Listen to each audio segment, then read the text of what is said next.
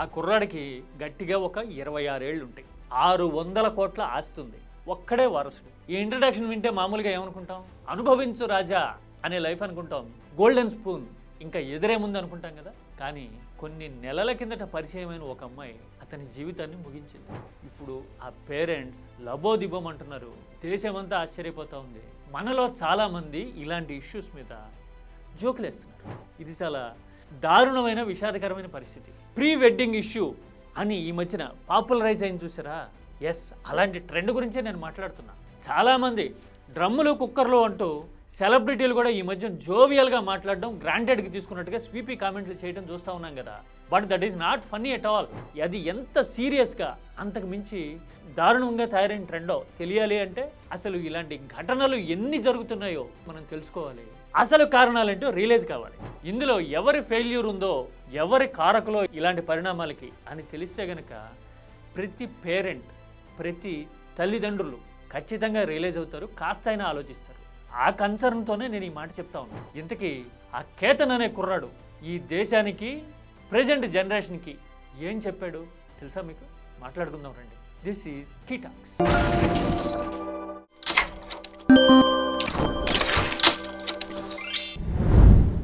Pre wedding shoot అని ఫలానా చోటకి తీసుకెళ్లారు. ఆమె వాడి లైఫ్ ముగించింది, లేదంటే అతను ఆమెని ఇలా ఘోరాతి ఘోరంగా అని మాట్లాడుతూ ఉన్నారు కదా ఈ మధ్యన. వయసు వెర్స అమ్మాయిలు తెగించారు అని చాలామంది అంటారు, కానీ అబ్బాయిలు చేస్తున్న ఘోరాలు మాత్రం తక్కువ ఉన్నాయా? లేవు కదా. బయటికి వస్తున్నవి, మీడియాలో రిపోర్ట్ అవుతున్నవి, ఎక్కువ సెన్సేషనల్ అయి మాట్లాడుతున్నవి కొన్నే. కానీ ఎన్నున్నాయో తెలియడానికి ఒక శాంపిల్ నెంబర్ చెప్తా. గత ఏడాది కాలంలో ఇలాంటి రిపోర్ట్ అయిన ఘటనలు, అంటే తెలిసినవి, కేసు రిజిస్టర్ అయినవి ఎన్నున్నాయో తెలుసా? 3000. 3000 అంటే 3000 ప్రాణాలు, 3000 కుటుంబాలు కదా. అంటే చూడండి, ఈ జనరేషన్ పిల్లగాయలు ఎలా తయారయ్యారు, ఎంత దారుణంగా ఉంది పరిస్థితి అనేది అర్థమవుతుంది కదా. అసలు ఇలాంటి సిచ్యువేషన్స్ని కంట్రోల్ చేయాలంటే ఏం చేయాలి అనేది మాట్లాడుకునే ముందు అసలు కారణాలు ఏంటి ఇలా జరగడానికి అనేది ఎప్పుడన్నా మనం ఆలోచించామా? Let us discuss now. ఒక అమ్మాయి కాబోయేవాడిని, 600 కోట్ల ఆస్తిపరుణ్ణి మరో కుర్రాడితో కలిసి అలా ముగించాలి అని ట్రై చేసింది. ఒకసారి అటెంప్ట్ చేస్తే అతను సర్వైవ్ అయ్యాడు, కానీ ఆమెను నమ్మాడు అది పొరపాటున జరిగి ఉండొచ్చు అలా అని. మళ్ళీ పెళ్లికి రెడీ అయితే ఈసారి ఆమె గురి తప్పల. ఎందుకని ఇలా జరిగింది అని ఆలోచిస్తే దీని వెనుక సైకలాజికల్ రీజన్స్ ఉన్నాయి. అందులో మొదటిదేంటో తెలుసా? Lack of conflict resolving skills. Conflict resolving అంటే ఒక సమస్య వస్తే దాన్ని ఎలా పరిష్కరించుకోవాలో ఆమెకి చేతకాల. నీకు వాడంటే ఇష్టం లేదు, వేరే వాడు ఎవడో ఉన్నాడు, ఉన్నప్పుడు ఆ విషయాన్ని నువ్వు పేరెంట్స్కి ఎలా చెప్పాలి, ఇష్యూని ఎలా సాల్వ్ చేసుకోవాలి అనేది ఆమెకి తెలియలే. ఆ కుర్రాడిని అడ్డు తప్పిస్తే తన లైన్ క్లియర్ అవుతుంది కదా అనుకుంది. ఎంత ఫూలిష్నెస్ ఇది! అంటే ఒక 23-24 ఏళ్ళు వచ్చిన తర్వాత కూడా ఈ మాత్రం ఇంకితం డెవలప్ కాలేదు అంటే చూడండి. 23-24 ఏళ్ళు అంటే జెన్జీ టెక్నాలజీలో పెరుగుంటారు, నిరంతరం ఫోన్లతోనూ యాప్లతోనూ సావాసం చేస్తుంటారు. ఇంకా బుర్ర ఎక్కడ ఎదుగుతుంది? ప్రపంచం ఎక్కడ తెలుస్తుంది? వీడియో గేమ్ ఆడినంత తేలిగ్గా, ఫ్రెండ్ రిక్వెస్ట్ పంపినంత సులభంగా, కొరియా రొమాంటిక్ సిరీస్లో హీరో హీరోయిన్ కలిసిపోయినంత ఫ్యాన్సీగా ఆమె ఊహించుకుంది లైఫ్ని. దారుణం కదా ఇంత ఇంప్రాక్టికల్గా ఉండటం. అంటే నీకు కష్టం సుఖం తెలియకపోవటం, తెలియజెప్పాలి అని తల్లిదండ్రులు అనుకోకపోవటం, ఈ ల్యాక్ ఆఫ్ కాన్ఫ్లిక్ట్ స్కిల్స్ అనే సిచ్యువేషన్కి కారణం. ఇలాంటి స్కిల్ లేకపోతే, ఇలాంటి ఆలోచన లేకపోతే, ఇలా బుర్ర పెరగకపోతే కనుక ఓన్లీ ఎదుటోటి జీవితాన్ని ముగించడం కాదండి, ఇప్పుడు పరీక్షల్లో ఫెయిల్ అయితేనో, ఎదురు దెబ్బలు తగిలితేనో ఇక అయిపోయింది, దిస్ ఈజ్ ద ఎండ్ అని ముగిస్తున్నారు చూసారా. అలాంటి వాటన్నిటికీ ఈ మానసిక బలహీనత వాళ్ళకి తల్లిదండ్రులుగా, సొసైటీగా మనం ఇవ్వాల్సినంత సపోర్ట్ ఇవ్వకపోవటమే కారణం. తెలుసా మీకు? వాట్ ఏ పిటీ కదా. అది మొదటి రీజన్ అనుకుంటే మరి రెండోది ఏంటో తెలుసా? అన్ప్రాసెస్డ్ ట్రామా అని చెప్తా ఉన్నారు సైకాలజిస్ట్. అంటే వీళ్ళకి మనసులో ఏదో గూడు కట్టుకుపోయిన ఒక వేదన అనేది ఉంటుంది. సిబ్లింగ్స్తోనూ, పేరెంట్స్తోనూ, ఫ్రెండ్స్తోనూ వాళ్ళు షేర్ చేసుకోరు. ఇన్ఫ్యాక్ట్ కొంతమందికి తెలిసినా అది అడ్రస్ చేయాలని అనుకోరు. మర్చిపోయారనో, లేదంటే ఒత్తిడి చేస్తే మాట వింటారనో, ఇంకొందరు పేరెంట్స్ అయితే బ్లాక్మెయిల్ చేసి నువ్వు గనక చేసుకోకపోతే, నువ్వు గనక ఉద్యోగం చేయకపోతే, నువ్వు గనక వెళ్ళకపోతే అని కండిషన్ పెట్టి కంపెల్ చేస్తుంటారు చూసారా. దానివల్ల ముండికెత్తిపోవటం అంటారే, అలాంటి ముండికేసిపోయే ధోరణి ఏదో ఉంటుంది. అది నిక్ ఆఫ్ ద మూమెంట్ ఎక్కడో లోపల ఉండిపోతుంది. బయటకు వస్తే కనుక వాళ్ళ జీవితాలకైనా ముప్పు, లేదంటే ఇప్పుడు జరిగినట్టు ఆ కేతన్ అనే కుర్రాడికి జరిగినట్టు ఎదుటోళ్ళ జీవితాలకైనా ముప్పు.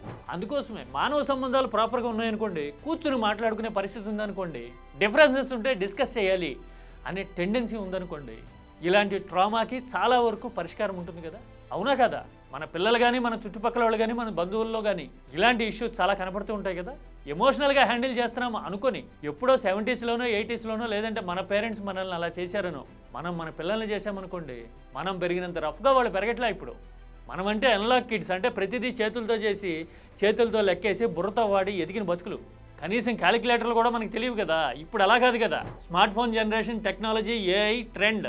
బుర్ర వాడకం అనేది లేదు, వాడకం లేనప్పుడు పెరగదేది. అందుకోసం ఈ విషయాన్ని గ్రహించకపోతే కనుక ఆ తప్పు తల్లిదండ్రులది, చుట్టుపక్కల ఉన్న వాళ్ళదే అవుతుంది, అవునా కదా? ఇక మూడోది social media pressure and over idealisation. ఇందాక ఆల్రెడీ మనం మాట్లాడుకున్నాం. తెల్లారు లేస్తే ఫోన్లతోనూ, టెక్నాలజీతోనూ, యాప్తోనూ సహవాసం. ఫ్రెండ్స్ కంటే, ఫిజికల్ యాక్టివిటీ కంటే వాటిలో బతికే జీవితాలు అయిపోయినాయి. పక్కనున్న వాళ్ళతోనూ, కలిసి భోజనం చేస్తున్న వాళ్ళతోనూ పలకరించి మాట్లాడాలి అనే ధోరణి కంటే ఫోన్ను చూసుకుంటూ, ఇలా స్క్రీన్ చూసుకుంటూ తినే జీవితాలు ఎన్ని లేవండి మనకి. కొంత లైఫ్ని చూసిన తర్వాత ఒక 40-50 ఏళ్ళు ఉన్న వాళ్ళకి ఆ అడిక్షన్ ఉంది అంటే దానికి సొల్యూషన్స్ ఉండొచ్చేమో. కానీ టెండర్ ఏజ్లో ఉన్నప్పుడు, టీనేజ్ దాటి ఒక 20s క్రాస్ అయినప్పుడు వాళ్ళ లోన్లీనెస్ని ఆ టెక్నాలజీ క్యాప్చర్ చేస్తూ ఉంది. ఓవర్ ఐడియలైజేషన్ అన్నా కదా, అంటే ఫలానా వాళ్ళు మోర్ సూటబుల్, ఫలానా వాళ్ళు బెస్ట్, ఫలానా వాళ్ళు చెప్పినట్టు చేయాలి అనే ఫీలింగ్, ఒక ఫ్యాన్సీ ఎమోషన్, ఒక ఫ్యాన్సీ అటాచ్మెంట్ వచ్చేస్తే కనుక మీరు ఎంత కేతన్ని తీసుకొచ్చినా, ఎంత గొప్ప లైఫ్ ఉందనుకున్నా, అతను ఆమె కోసం ఎంత తాపత్రయపడినా, ఆఖరికి ప్రాణం తీసే వరకు వెళ్ళినా నమ్మాడు కదా, అయినా సరే జాలి కలగలేదంటే చూడండి, ఎవడో ఉన్నాడు, అతని మాటే బ్రహ్మాండం అనిపించింది. ఎందుకు అంటే ఈ బలహీనత, fabricated mind set and tendency. మరి ఇలాంటివి పెరుగుతూ ఉన్నాయి. ఇలాంటి 3-4 ఇష్యూస్లో అన్నిట్లోనూ టెక్నాలజీ, హ్యూమన్ రిలేషన్స్ పలసబడిపోవడము, పేరెంటింగ్ అనేది వీక్ అయిపోవటం, యాజ్ ఏ సొసైటీగా మన అందరం ఫెయిల్ అవటం అనేది మేజర్ రీజన్ కదా. మరి ఇలాంటి సిచ్యువేషన్ మారాలంటే ఏం చేయాలి? ఇన్ని వేల కుటుంబాలు యాతన పడుతూ ఉన్నాయి కదా, దీనికోసం ప్రత్యేకమైన పాలసీ రావాలా వద్దా? నార్వే, స్వీడన్, డెన్మార్క్ లాంటి చోట్ల ఈ డీటాక్స్ కోసం, సోషల్ మీడియా ఇంపాక్ట్ని తగ్గించడం కోసం, పిల్లల్లో ఇండిపెండెంట్ ఆలోచన, ఎస్పెషల్లీ టీనేజ్ దాటుతున్న కిడ్స్లో అవేర్నెస్ తీసుకొచ్చి ప్రపంచం అంటే ఇలా ఉంటుంది అమ్మాయి, ఇలా ఉంటుంది అబ్బాయి అని చెప్పడం కోసం ప్రత్యేకంగా ప్రభుత్వాలు చర్యలు తీసుకుంటా ఉన్నాయి. మన దగ్గర కూడా కొన్ని సూచనలు కొంతకాలంగా చాలామంది చేస్తూ ఉన్నారు. అవేంటో తెలుసా? మరీ ముఖ్యంగా పెళ్లి సమయంలో ఇలా కాన్ఫ్లిక్ట్, ప్రీ వెడ్డింగ్ షూట్లోనో లేకపోతే పెళ్లి తర్వాత, హనీమూన్ కానీ పోయిన తర్వాత ఇలాంటివి జరగడం అనేది పెరిగినప్పుడు వీటికి పరిష్కారం ఏంటి అంటే ప్రీ మ్యారేజ్ కౌన్సిలింగ్ అనేది సజెస్ట్ చేస్తూ ఉన్నారు. ఇష్టమా కాదా, ఎలాంటి మైండ్ సెట్తో ఉన్నారు, పక్కన వాళ్ళకి, ఈవెన్ పేరెంట్స్ కానీ, కుటుంబ సభ్యులు కానీ చెప్పని విషయాలు ఏమున్నాయి అనే ఇష్యూస్ని అడ్రస్ చేయడానికి ప్రీ మ్యారేజ్ కౌన్సిలింగ్ అనేది కావాలంటున్నారు. వాటితో పాటు సైకోమెట్రిక్ టెస్ట్ అనేది మ్యాండేటరీ చేస్తే ఎలా ఉంటుంది అని మాట్లాడుతున్న వాళ్ళు కూడా పెరుగుతున్నారు. సైకోమెట్రిక్ టెస్ట్ అంటే చెప్పాను కదా, మనం మాట్లాడుకున్నాం ఇప్పటివరకు. చిన్నప్పుడు ఏమైనా ట్రామాస్ ఉన్నాయా, ఫ్యాన్సీస్ ఉన్నాయా, రియాలిటీ ఎంతవరకు తెలుసు, తెలివి ఎంతవరకు ఉంది, అవగాహన ఎంతవరకు ఉంది, ఒకవేళ తెలియకపోతే కనుక తెలియజెప్పడం ఎలా అని ఒక రకంగా బిహేవియర్ని, మైండ్ సెట్ని స్టడీ చేసే టెస్ట్ అనమాట.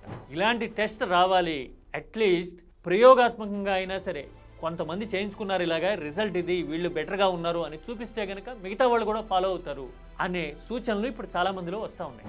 అవన్నీ అయ్యే పనేనా మన దగ్గర? అసలు మన మ్యారేజ్ ఇన్స్టిట్యూషన్ అని కొందరు మాట్లాడతారేమో. అయ్యా ఆగండి కాసేపు. మ్యారేజ్ ఇన్స్టిట్యూషన్ సంగతి సరే, కానీ ట్రెండ్ మారుతూ ఉన్నప్పుడు, టెక్నాలజీ ఎవాల్వ్ అవుతున్నప్పుడు, ఊహించని సమస్యలు వస్తూ ఉన్నప్పుడు, సమాధాన పడలేక జీవితాలు ముగుస్తూ ఉన్నప్పుడు మరి ఇలాంటి మార్పులను యాక్సెప్ట్ చేయాలి కదా. వాళ్ళ రేపట్లో కుర్రకారు అందరూ నేకెడ్ మ్యారేజ్ ట్రెండ్ అనేది మొదలుపెట్టారు. తెలుసా మీకు? ఆ పేరు విని కంగారు పడకండి. నేకెడ్ మ్యారేజ్ అంటే ఏం చేస్తారు అని.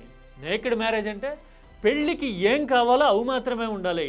హంగులు, ఆర్భాటాలు, 50 జవర్ల బంగారాలు, లక్షల కట్నాలు ఇవన్నీ లేకుండా పెళ్ళికి ఏం కావాలి? కుటుంబాలు, అండర్స్టాండింగు, వాళ్ళిద్దరు లైఫ్ ఎలా ఉండాలి అనే ఫార్వర్డ్ థింకింగ్, ఇవి ఉంటే సరిపోతుంది అనే ఆలోచనతో, కాన్సెప్చువలైజేషన్తో వచ్చింది నేకెడ్ మ్యారేజ్ ట్రెండ్. మరి అలాంటి ట్రెండ్స్ ఫాలో అవుతున్నప్పుడు సైకలాజికల్గా సైకోమెట్రిక్ టెస్ట్ లాంటివి ఎందుకు ఫాలో కాకూడదు మనం?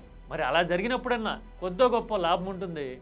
ఫలానా వాళ్ళు ఇది ఫాలో అయ్యారు అని తెలిస్తే కనుక మిగతా వాళ్ళు అటువైపు చూడడానికి అవకాశం ఉంటుంది కదా. తెల్లారులేస్తే సోషల్ మీడియాలో బతుకుతున్నప్పుడు ఇవాళ రేపట్లో అవగాహన క్రియేట్ చేయడం, ఒక మోడల్ని అందరికీ యాక్సెప్టబుల్ చేయడం పాజిటివ్గా ఏమైనా పెద్ద కష్టమైన పనా? కాదు కదా. అందుకోసమే ఇప్పుడు డ్రమ్ములనో, కుక్కర్లనో, ఇంకెక్కడో వినిపించినా, కనిపించినా, మాట్లాడినా అది జోక్ కాదు. జీవితాల్ని ఎంత గ్రాంటెడ్గా తీసుకుని, ఎంత సిల్లీగా, సింపుల్గా, అన్నిటికీ మించి అనార్కిక్గా ఈ జనరేషన్ ముగించేస్తూ ఉంది, తమదైనా ఎదుటి వాళ్ళదైనా అని తెలుసుకోవాల్సిన విషయం, తెలియజెప్పాల్సిన విషయం. మరీ ముఖ్యంగా పేరెంట్స్ రియలైజ్ అయ్యి పిల్లల జీవితాలు కాపాడాల్సిన విషయం. అవునా కదా? మీకేమనిపించింది ఇన్ని సైకలాజికల్ ఆస్పెక్ట్స్ మనం మాట్లాడుకున్న తర్వాత? కామెంట్ సబ్జెక్ట్ ఓరియంటెడ్గా చేయండి. ఇది ఫ్యూచర్ జనరేషన్స్కి సంబంధించిన విషయం.